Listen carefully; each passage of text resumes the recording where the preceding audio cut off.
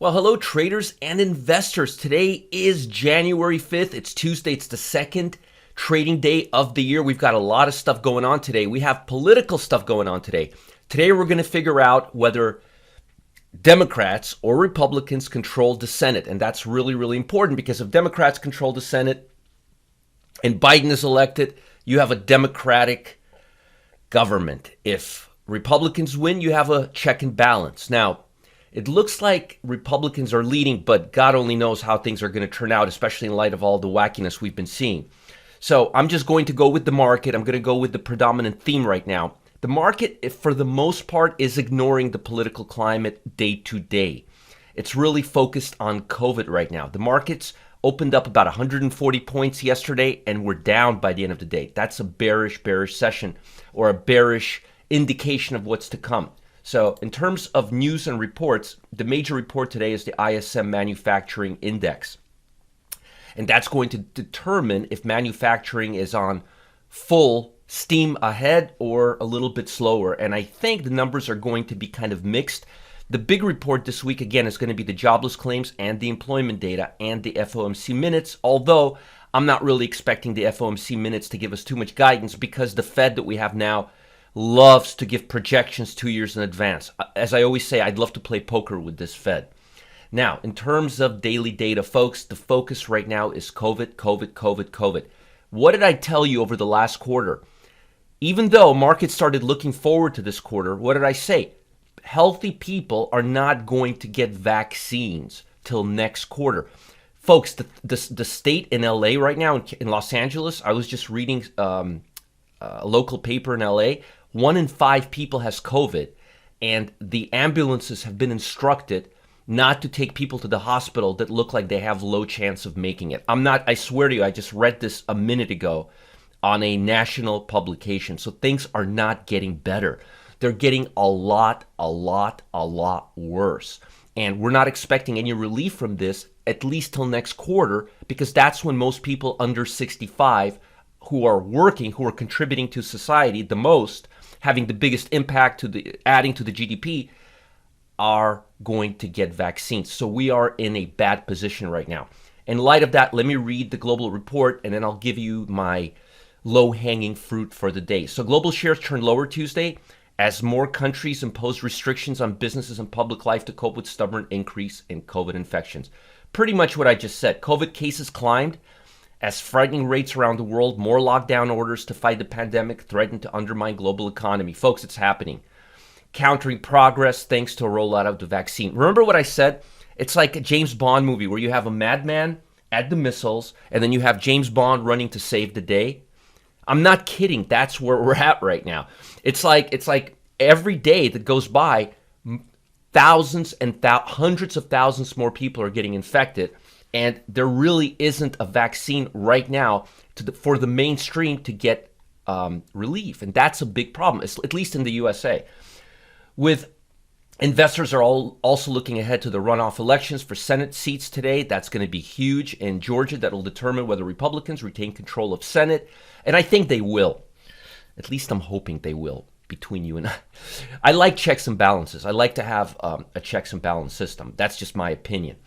The vote is expected to have a critical impact on the potential effectiveness of President-elect Biden. But I'm going to tell you something right now. Typically, historically speaking, the market and president are fairly far apart. There isn't the president does not determine everything that happens in the stock market. Although it seemed like it with Trump, it's not usually the case. So just FYI, so you know that. On Monday, U.S. stocks pulled back from their recent record highs as big swings returned to Wall Street at the onset of a year where dominant expectations has been for a powerful economic rebound. Second part of the year, folks, not the first part of the year. Investors have been hoping that the vaccine will allow daily life around the world to slowly return to normal. Are you guys seeing that? Are you seeing regular daily life returning to the world right now? I'm not seeing it at all. That's helped spark a recent recovery for travel-related stocks. I'm not seeing it. Smaller companies, other industries left behind for much of the pandemic. Folks, from where I'm looking right now, things are just not getting that much better. I mean, things are maybe in other countries. Germany's closing things up again. England is closing things. Europe, I think, is closing things up the third time around. Asia, I think things are still okay as far as I could tell. In the US, California is in a doo-doo situation right now. So things are not getting better. But I got low-hanging fruits for you. I want to show you something. This is my 10 sectors. Now, there's a few things you can take away here. First, financials are leading. But let me show you something. Look at a 2-year chart of financial. We never took out the high prior to the breakdown last February. So as far as I'm concerned, financials have not recovered or have not shown market participants that they're ready to go higher because they still haven't gone high enough to take out the previous February high. And as far as I'm concerned, if you haven't taken the February high, you're basically telling us you're still worried about the impact of what happened almost a year ago. So I would not be looking at financial at all right now. Here's the other takeaways. Notice material and industrial are not next to each other. That means the market is fragmented. Notice consumer staples and industrial and basic materials are far away. That's a fragmented market. Typically, basic materials are right next to industrial. Financial is right next to real estate. Utilities are real close to healthcare.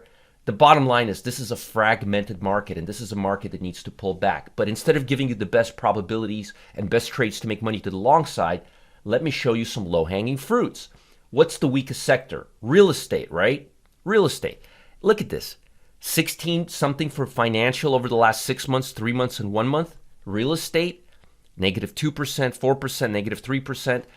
Do you think commercial real estate is going to do well in light of all this COVID, especially in big states like California, New York? Remember all those REITs, commercial property REITs that we thought were going to go higher and we were ready to buy them? And I said, wait for them to make all-time highs. Well, I got 3 for you today to sell short. So Avalon Bay, commercial real estate, huge exposure in California. I actually sold a property to them about 10 years ago, a commercial lot in Encino. So look at the graph, 2-year graph. This is the previous peak high. We go down, we go sideways. We think the market's going to come back up. It starts cooling up. And what do you see? At the 200-day moving average, filling in this gap right now. Let me show you short term. I think this gap is going to get filled. We're now crossing the 200-day moving average. I think we're going to go down all the way to the 130 level. I'm not kidding. I have not been bullish on real estate, especially commercial real estate in this economy. Folks, do you know anybody who's seeking commercial real estate in this economy right now? Let's be reasonable here. No. So I think there's a good low-hanging fruit here to short AVB or buy puts. Next one, Boston Properties. Same thing. Makes an all-time high, swing high here, breaks down, thinks that it's going to come back up, begins moving higher last quarter in hopes that the COVID is over, in hopes that the vaccines are out. What was Roger telling you? It ain't going to happen till second part of the year, or at least second quarter. We're approaching the 200-day moving average. I would sell short right at the 200-day. I think we're going to fill in this gap to the downside and go from 90 to about 70. Or buy a put if you don't want to sell short. Next one, same topic, Federal Realty Investment Trust. Mixed use real estate, commercial real estate. Again, makes an all-time swing high right here. Falls below the 200-day moving average. Trades near the lows. Goes up a little bit higher, and then again at the 200-day moving average. Folks, I think FRT, BXP, and AVB are all going to break down and go test the lows. So you got exposure from 80 to 67 here. Here you got exposure from 89 till 70. Here you have exposure from 155 all the way to 130 that you can accumulate. So that's like 20 points here, 20 points here, and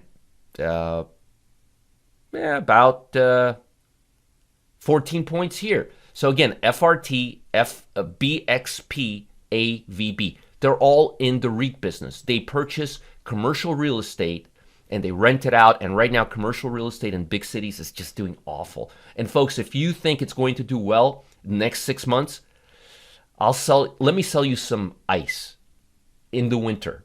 You get my point? So fade these stocks, AVB, BXP, and FRT. And if you're long these stocks, we're about to hit the 200-day moving average, folks. The stock market's at new highs. If the stock market goes down, remember the weakest stocks go down first, all right? And the strongest stay strong. Now, I got something big for you. Don't go anywhere. Folks, the stock market can be unpredictable, as we all know, right? Especially given today's social and political climate. Luckily for you, I've come across a trading strategy that could bring you some calm during this market storm. Wouldn't that be nice right now? It's called trophy trades. And over the course of 20 years, the man behind the market-proof strategy has won 206 out of 213 trades. That's amazing. That's a 97% win rate. You've got to check this out. You're not going to want to miss out on the next trophy trade. Click on the link below. See how you can access it today. You don't want to miss out. It's critical. There's something happening today at 1 p.m. Eastern Time. You don't want to miss out. Follow the link below. If anybody told me that out of 20 years, 97% trade accuracy, this is some really good stuff. You got to check it out. Talk to you soon and post some comments and feedback below. Bye, guys.